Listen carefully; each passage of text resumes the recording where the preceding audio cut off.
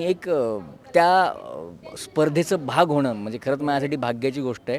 कारण 1 वर्ष नाही, 1 नाही 2-3 वर्ष जवळ-जवळ मी स्पर्धक होतो.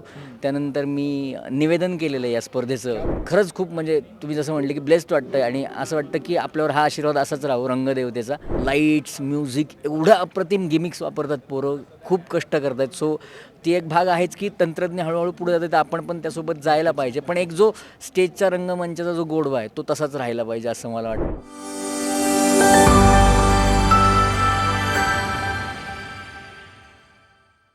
कोणत्याही शहराची जेव्हा एकांकिका स्पर्धा असते तेव्हा त्या एकांकिका स्पर्धेमध्ये स्पर्धक आणि प्रेक्षक जेवढे महत्त्वाचे असतात तेवढेच महत्त्वाचे त्या स्पर्धेसाठी काम करणारी इतर मंडळीसुद्धा महत्त्वाचे असतात. अहिल्यानगरमध्ये आलो आहे. अहिल्यानगर एकांकिकेचं हे माझं दुसरं वर्ष आहे आणि पहिल्या वर्षी जेव्हा आलेलो तेव्हा का गोड कलाकाराची माझी भेट झालेली. एक खरंच खूप सुंदर अशी वेब सिरीज बोलण्यापेक्षा खूप सुंदर अशी संहिता यूट्यूबवर आहे गावरान मेवानी. त्याच सिरीजमधले गोड कलाकार महेश काळे माझ्यासोबत आहेत.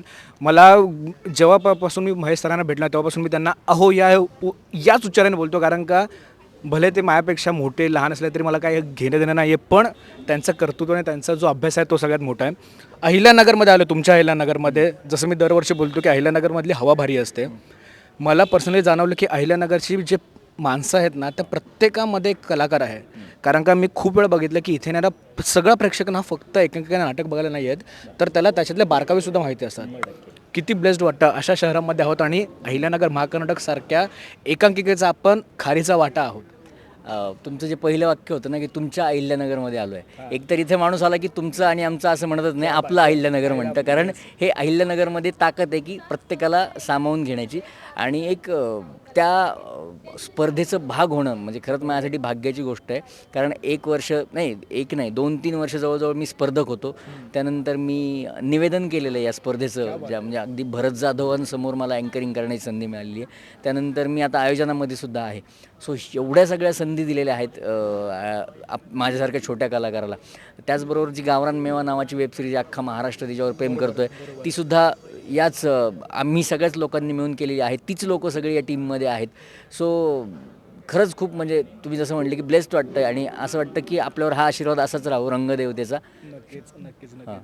म्हणजे महेश सर बोलताना बोलले की मी छोटा कलाकार आहे. मला तर असं वाटतं की कलाकार कोणता छोटा मोठा नसतो, कलाकार हा कलाकार असतो.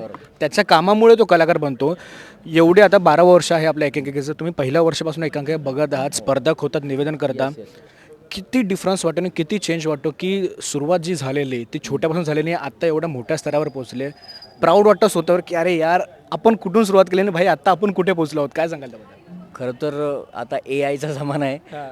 पण एकांकिकेत अजून तरी AI आलेलं नाही आहे. ती एक चांगली गोष्ट यायला सुद्धा नाही नाही पाहिजे. महत्वाचं आहे. पण आम्ही ज्यावेळेस सुरुवात आता मी पहिल्या वर्षापासून आहे या स्पर्धेचा भाग.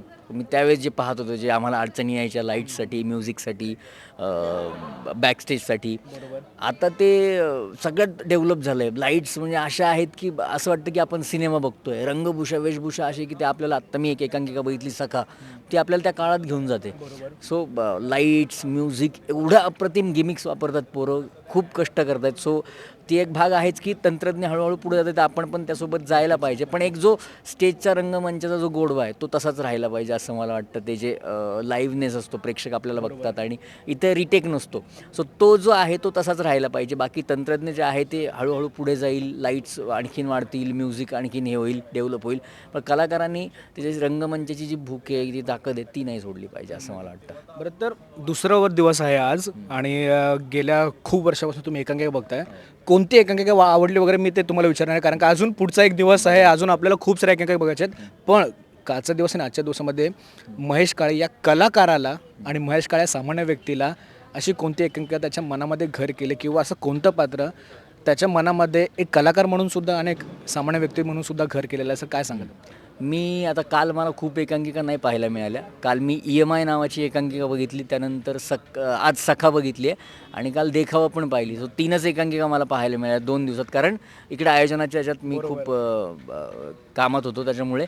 पण मला सखा खूपच छान वाटली. प्रत्येकाचा परफॉर्मन्स, लाईट्स, म्युझिक बिनचूक करत होते. टायमिंग सगळ्यांचं अप्रतिम होतं. त्यानंतर अहिल्यानगर शहरातलीच EMI नावाची एकांकिका, माझाच मित्र आहे तो प्रमोद कसबे, त्याने लिहिली ती एकांकिका, ती पण अप्रतिम सादर सादर झाली, देखावा पण चांगली झाली.